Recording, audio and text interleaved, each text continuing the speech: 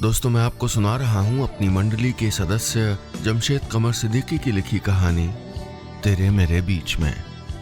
इस कहानी में अब तक आपने सुना, शादी के साल भर के अंदर ही नेहा अपने पति भावेश को खुद से दूर होते हुए महसूस कर रही है।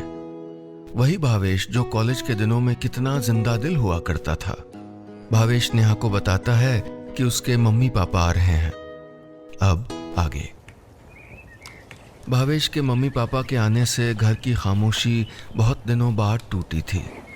नेहा को उनके आने की खुशी थी। वो लोग अपने साथ नेहा के लिए तमाम कपड़े, अचार, दशहरी आम की पेटी और भी न जाने क्या क्या लाए थे। ड्राइंग रूम में सोफे पर बैठे माँ, पापा और नेहा उन तोहफों को खोल रहे थे। धोती कुर्ता पहने पापा मम्मी जी से बोले, अरे संध्या, वो वाली साड़ी निकालो, वो जो मैंने पसंद की थी बहू के लिए बड़े बाजार से।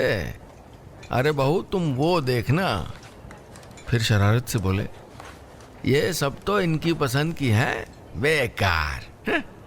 नेहा मुस्कुराई। आसमानी साड़ी पहने मम्मी जी ने मुंह बनाकर पापा जी की तरफ देखते हुए कहा, सही बात है, शादी के 35 साल बाद हमको भी लग रहा है कि हमारी भी पसंद कुछ खास है नहीं। कमरे में ठहाके गूंजने लगे। नेहा भी खिलखिला कर हंस पड़ी। वो सोचने लगी, मम्मी पापा के बीच अब भी कितना कुछ बाकी है, कितना रंग है उनके रिश्ते में, कितनी गर्माहट। काश भावेश भी। ये सोचते हुए वो उठकर मायूस कदमों से अपने कमरे में चली गई।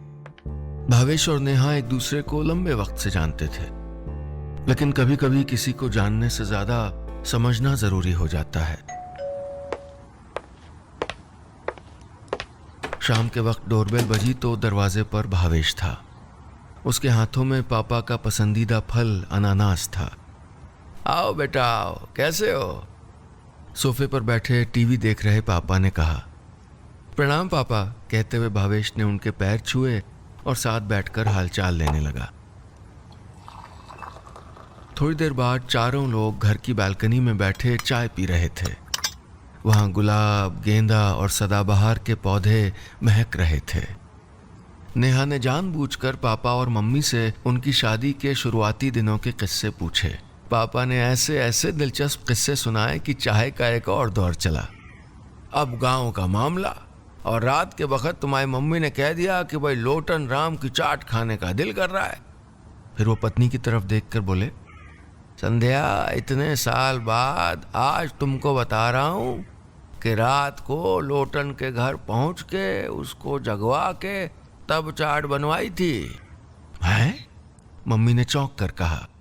तभी मैं कहूं कि इतनी रात में चाट मिली कैसे? भावेश के चेहरे पर मुस्कुराहट थी, लेकिन नेहा गंभीर होकर उसे देख रही थी। उसने जानबूझकर ठीक उसी वक्त भावेश से पूछा, अरे भावेश, वो साड़ी फॉल वाली ले आए क्या? भावेश खिसियाते हुए बोला, वो साड़ी, अरे हाँ सॉरी, साड़ी तो रह गई। उस रात बिस्तर पर दूसरी तरफ करवट लेकर लेटी नेहा की आंखें भरी हुई थीं। अक्सर रहने वाला सरदर्द और तेज था और जहन में एक सवाल गूंज रहा था, क्या भावेश के लिए अब वो मायने नहीं रखती?